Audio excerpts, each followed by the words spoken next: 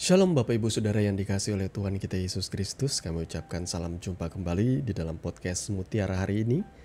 Sahabat bertumbuh dalam saat teduh yang seperti biasa hadir membawa keresahan dan persoalan di dalam hidup untuk kita angkat menjadi renungan yang kiranya membangkitkan kekuatan iman. Apa kabar saudara di kesempatan kali ini? Kami senantiasa berharap Bapak Ibu Saudara ada dalam keadaan sehat dan diberkati oleh Tuhan kita Yesus Kristus dimanapun saudara berada. Di dalam podcast Mutiara hari ini di kesempatan kali ini kita akan mengangkat satu topik bahasan yang menarik ya, yang berangkat dari keresahan hati kami melihat berita yang seliweran ya di beranda kita FYP, di berita media-media online, yakni perilaku anak yang sadis. Nah, firman Tuhan terambil dari Amsal 4 ayat 1 sampai dengan ayat yang keempat. Demikian firman Tuhan. Dengarkanlah hai anak-anak didikan seorang ayah, dan perhatikanlah supaya engkau beroleh pengertian. Karena aku memberikan ilmu yang baik kepadamu. Janganlah meninggalkan petunjukku. Karena ketika aku masih tinggal di rumah ayahku sebagai anak, lemah dan sebagai anak tunggal bagi ibuku, aku diajari ayahku, katanya kepadaku, biarlah hatimu memegang perkataanku, berpeganglah pada petunjuk-petunjukku, maka engkau akan hidup. Amin. Bapak Ibu Saudara yang dikasihi oleh Tuhan kita Yesus Kristus ya, apa yang di awal tadi saya katakan yang menjadi keresahan hati saya, sehingga akhirnya saya mengangkat topik bahasan kali ini ialah ketika saya menonton di sosial media ya, atau di media-media online tentang kebengisan atau kesadisan seorang anak SMP yang menganiaya adik kelasnya. Anak SMP saudara ya, bisa dibilang anak remaja yang menghajar adik kelasnya dengan sadis, dengan keji ya, sampai akhirnya ya saudara tahu sendiri, akhirnya adik kelasnya itu dirawat di rumah sakit. Dan ketika ditanya alasannya ialah karena berebut wanita atau berebut pujaan hati ya. Lagi-lagi masalahnya ialah perkara asmara ya. Beberapa waktu sebelumnya juga kita ada melihat drama yang dipertontonkan di televisi ya, kesadisan dari seorang anak orang kaya yang menganiaya seorang pemuda yang lain, lagi-lagi karena urusan asmara, sampai korban ya mengalami luka-luka yang sangat berat ya, yang ada hubungannya juga dengan istilahnya tuh otak ya. Mengalami gegar otak, kesehatan mental juga terganggu, bahkan fisik motoriknya juga terganggu ya, gara-gara saking sadisnya. Saya lantas bertanya-tanya, kenapa ya anak-anak muda zaman sekarang kok seperti itu ya. Saya nggak bilang di zaman dulu nggak ada ya seperti itu. Mungkin karena di masa lalu bisa jadi ya, bisa jadi. Karena di zaman saya itu yang namanya media-media itu hanya ada media massa, media cetak seperti itu. Tidak ada media online yang hari ini beritanya, hari ini kejadiannya dan hari ini beritanya muncul tuh nggak ada. Di zaman saya dulu saudara ya. Zaman dulu ya berita yang disampaikan adalah berita yang terjadi kemarin atau 2 hari yang lalu, saudara ya. Karena untuk proses produksi cetak itu membutuhkan waktu dan biaya tentunya. Jadi tidak bisa secepat media online seperti sekarang. Dan tidak semua berita juga yang bisa dimasukkan ke dalam koran, saudara. Karena begitu banyak kejadian di dalam kehidupan kita. Makanya banyak yang dipilih itu ialah yang aneh-aneh ya, kejadian kriminal. Karena itu sesuatu yang tentunya menarik perhatian dari para pembacanya.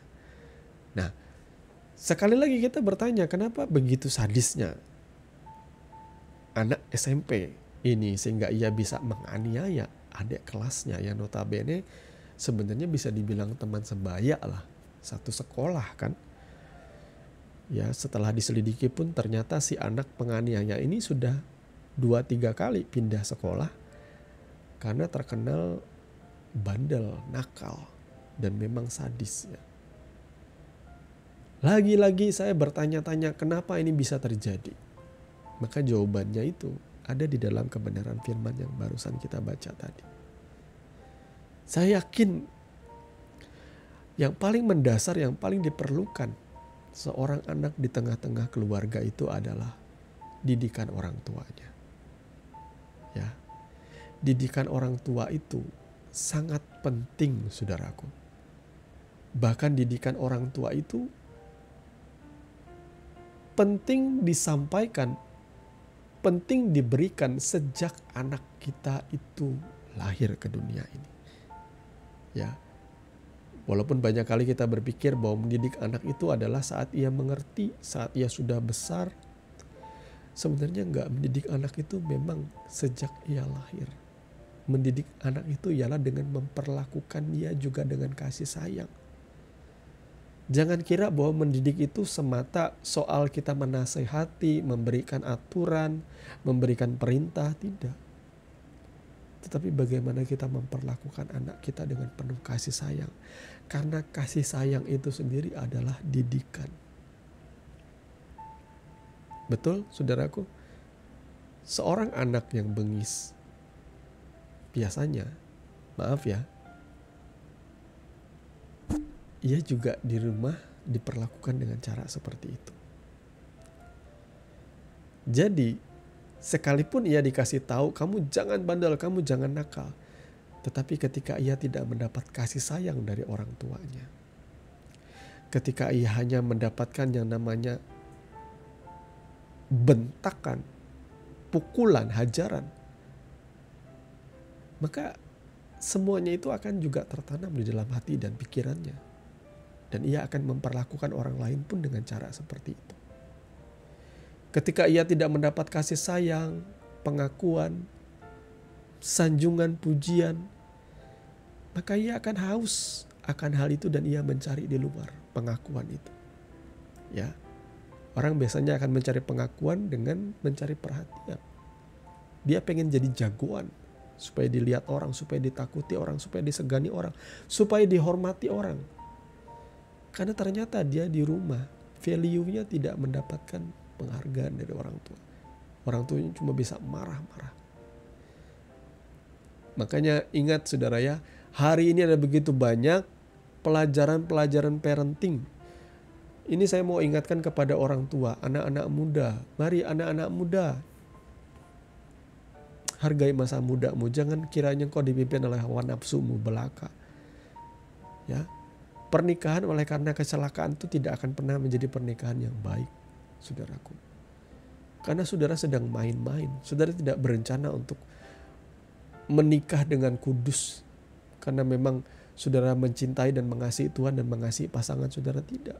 Saudara karena pengen have fun, tiba-tiba ya kebablasan. Akhirnya hamil. Dan mau tidak mau harus menikah. Dan dalam keadaan seperti itu, banyak kali anak-anak muda ini tidak prepare, mereka nggak siap, mereka masih pengen main, mereka masih pengen rame-rame.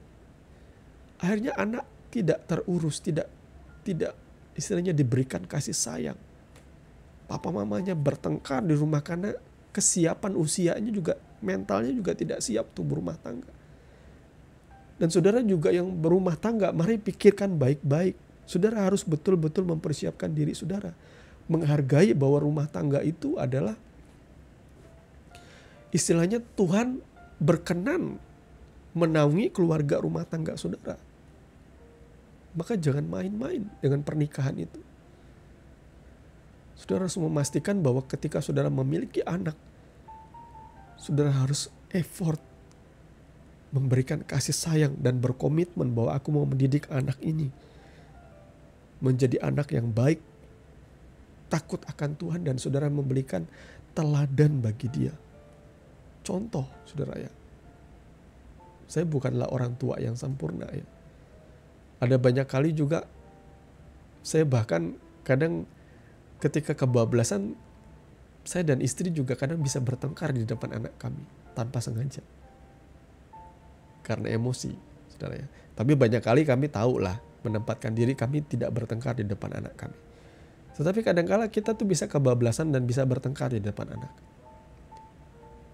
Tapi kemudian kami juga menunjukkan satu hal yang harusnya juga dilakukan oleh para orang tua. Kami berdamai atau berbaikan juga di depan anak.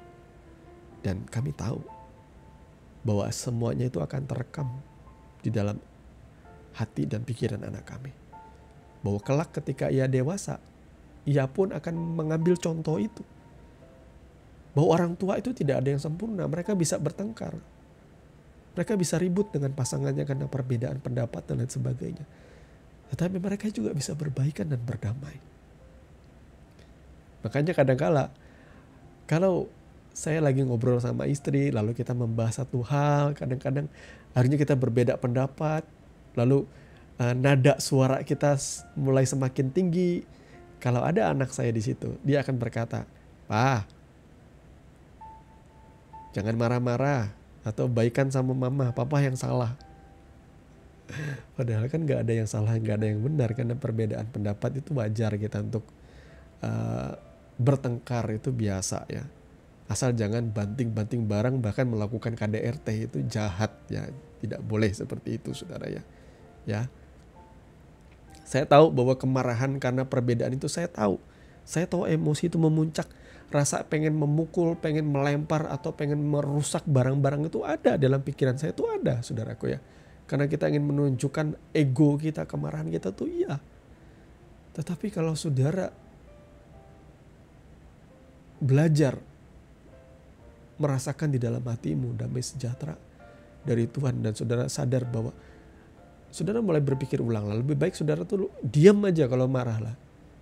Karena kalau saudara makin istilahnya mengobarkan api amarah itu, maka akan terjadi sesuatu yang tidak saudara inginkan. Saudara akan bergerak di luar kendali dan saudara akan melakukan kekerasan. Ya. Saya bersyukur tahun-tahun pernikahan kami akhirnya semakin hari ya, kami yang tadinya berbeda tidak lantas menjadi sama, tetapi belajar untuk saling menerima kekurangan pasangan kami.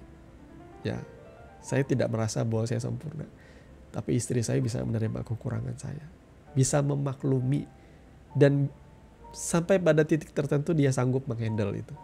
Jadi kesanggupan saudara menghandle itu diperhitungkan lah kalau saudara mau menikah, saudara ya. Menikah itu diukur, saudara ya. Itu bicara soal kesiapan ya. Tapi kalau memang saudara merasa bahwa sudah waktunya saudara menikah dan saudara mendapatkan restu, menikahlah. Ya.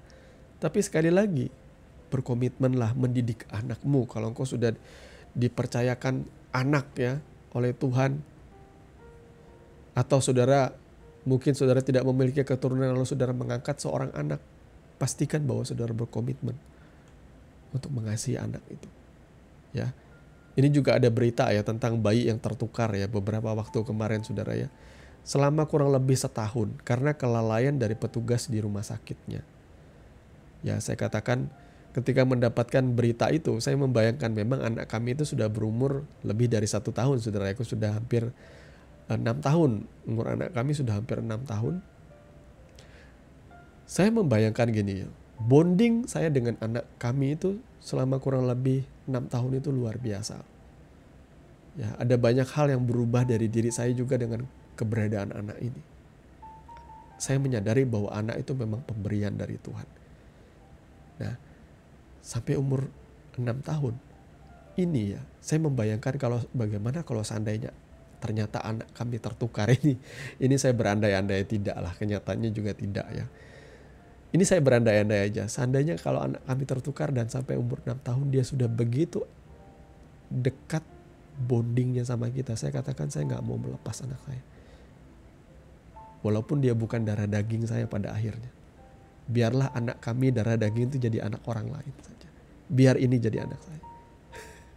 Saudara akan bisa memahami ini ketika saudara memiliki anak. Ya, saya juga memahami ini sekalipun anak itu bukan darah dan daging saudara. Jadi saudara tidak masalah kalau saudara tidak punya keturunan lalu saudara mengangkat atau mengambil anak dari panti asuhan, tidak masalah. Karena ketika engkau bonding dengan anak itu benar-benar menjadi anakmu. Saya menyadari ya, dari kasus tertukarnya anak. Kalau sampai umur 6 tahun itu anak, sekalipun itu bukan anak kami, saya akan pandang bahwa itu anak saya. Saya nggak peduli. Biar anak dan darah daging saya itu jadi anak orang. Gak apa-apa. Ya ini saya mau kasih tahu sikap hati saya, saudara. Karena saking bondingnya, saking eratnya saya dengan anak saya sampai sekarang. Saya nggak mau kehilangan anak saya. Bahkan setiap malam saya berdoa supaya Tuhan memberikan ia umur panjang, masa depan yang penuh harapan, karir yang baik, ya, kesehatan. Ya, saya berdoa supaya anak saya itu jadi anak yang baik, yang cinta Tuhan. Saya selalu berkata, walaupun dia tidak mengerti, ketika saya berkendara bersama anak saya, ketika saya jemput dia pulang sekolah, saya selalu bilang sama anak saya, nak, kamu ikut Tuhan sungguh-sungguh ya, saya bilang. Jangan pernah tinggalkan Yesus. Apapun yang terjadi di masa yang akan datang, apapun, Papa mau kamu sampai tua, sampai rambutmu putih, Papa mau kamu tetap setia ikut Tuhan Yesus. Ya, jangan meninggalkan Yesus untuk apapun. Itu kerinduan saya, saudara ya. Saya utarakan kepada anak saya, ya tah, dibilang. Entah dia ngerti atau enggak, tapi anak kami itu puji Tuhan menjadi anak yang cerdas. Karena kami tidak pernah tidak untuk bercakap-cakap dengan anak kami. Walaupun saya juga sibuk bekerja, istri saya juga bekerja di kantor. Ketika pulang, kami selalu meluangkan waktu untuk ngobrol, berbicara dengan anak kami. Ya, kami cuma berikan waktu untuk ngelihat HP, boleh ngelihat HP, tetapi biasanya cuma 15-20 menit saja. Ya, dan kita kasih aturan. Dan biasanya anak kami akan taruh sendiri handphonenya. Dia katakan bosan, dia pengen ngobrol. Ya, berbicara dengan kami. Seperti itu. Kami mendidik anak kami dengan teladan, dengan sikap hidup kami juga, dengan kasih. Saya selalu mengajari anak saya, kalau ribut di sekolah, kalau ada temannya yang jahat, didoakan. Betul, hampir setiap malam anak saya tuh berdoa dengan istri saya. Dan anak saya tuh menceritakan siapa yang nakal atau siapa yang menjahili dia, siapa yang jahat sama dia. Terus istri saya atau saya pun akan menasehati, memberitahu dia jangan membalas. Misalnya ada temanmu yang memukul kamu tinggal laporkan aja sama gurunya atau sama missnya. Biar miss atau gurunya yang akan mendisiplinkan murid-murid yang nakal itu. Kami mengajarkan yang namanya kasih seperti itu, saudara ya. Mari, saudara juga luangkan waktu seperti itu. Jangan terlalu sibuk dengan kesenanganmu sampai akhirnya kau lupa untuk memberikan didikan dan ajaran bagi anak-anakmu. Didik anakmu sedari ia muda. Jangan biarkan ia jadi manja, jadi malas.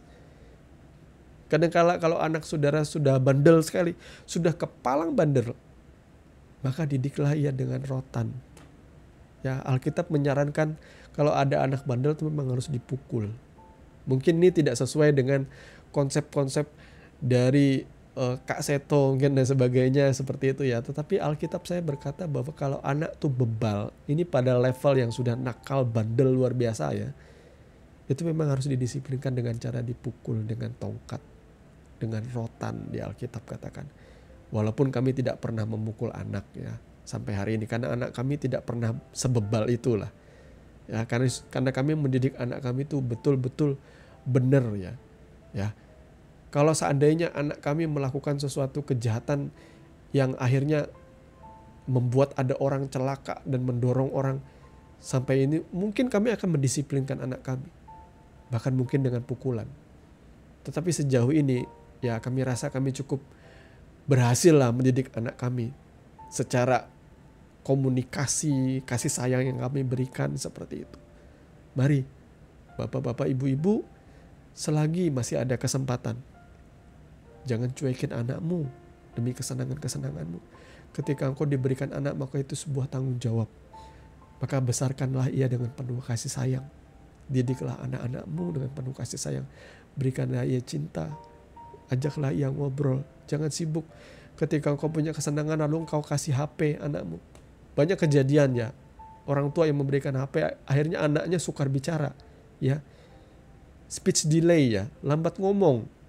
Ya, bahkan banyak yang akhirnya nggak punya kosakata yang kaya. Saya tuh kadang bisa heran. Anak-anak kecil itu memang pintar sekali mengingat, saudaraku. Jadi kalau saudara mengajak mereka untuk bercakap-cakap atau ngobrol, lebih-lebih kalau anak saudara tuh banyak bertanya, saudara harus memberikan jawaban yang benar. Ya, karena itu semua akan dia ingat. Itu terekam semua. Saya tuh kadang tuh bisa kagum, bahkan heran ya ketika saya ngobrol sama anak saya. Saya menggunakan istilah-istilah yang bisa saya katakan istilah orang dewasa dan dia mengerti. Karena ketika ia tidak mengerti, ia akan tanya sama saya. Ya. Jadi Bapak Ibu Saudara yang dikasih oleh Tuhan kita Yesus Kristus, mari lewat renungan podcast Mutiara hari ini, kesempatan kali ini, kita memiliki kesempatan untuk memperbaiki apa yang selama ini mungkin kurang kita lakukan bagi anak-anak kita. Didiklah anakmu supaya ia tidak memiliki perilaku yang sadis dan kejam sampai akhirnya saudara menyesal. Ya, jangan puji dia ketika ia mencuri. Ada orang tua yang ketika anaknya membawa cabai satu kantong plastik berkata, "Dari mana nak cabai itu?"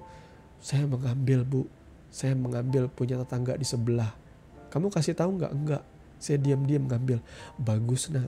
Lain kali kalau ada yang matang, ambil lebih banyak lagi, Nak."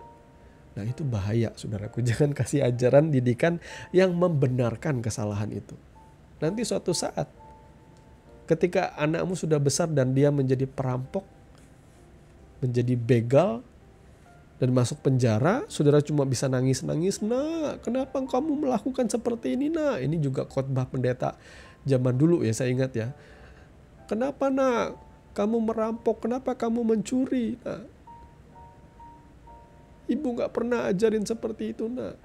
Lalu anaknya berkata, "Ibu lupa ya, dulu waktu kecil ibu selalu memuji aku kalau aku mengambil barang, mengambil cabai, mengambil tomat sambil jalan sama ibu di pasar. Ibu puji aku di rumah. Bagus, Nak, bagus. Pintar kamu, Nak.